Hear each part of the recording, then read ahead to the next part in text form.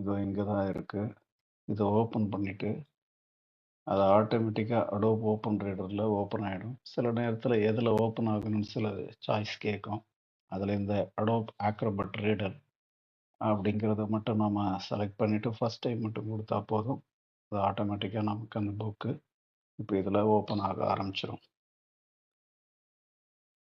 Load ஆயிட்டு இருக்குது. இது Tamil, English combined book.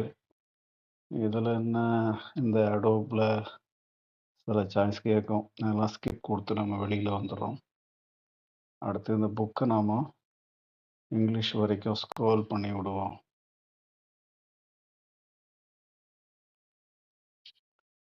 Scroll ஆயிட்டு இருக்குது.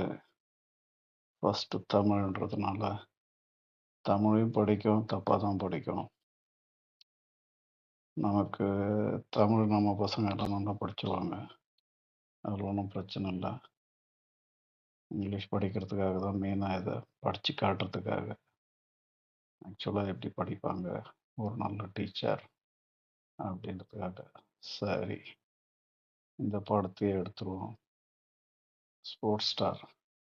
இப்ப இந்த பேஜுக்கு நம்ம வந்தாச்சு. இதில நம்ம முக்கியமா கவனிக்க வேண்டியது, இப்ப இது எப்படி படிக்க வைக்கிறது அப்படின்றது தான். இதுக்கான மெனுக்குள்ள நம்ம மொபைல்ல போணும். மெனு எங்க இருக்கு?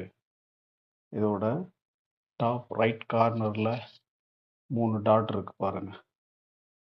இத கிளிக் பண்ணா, நமக்கு இந்த மாரி அடோபோட செட்டிங்ஸ் இதெல்லாம் வரும். இதில இந்த இடத்துல பார்த்தீங்கன்னா, ரீட் அலவுட் அத நாம கிளிக் பண்ணிட்டா, படிக்க ஆரம்பிக்கும்.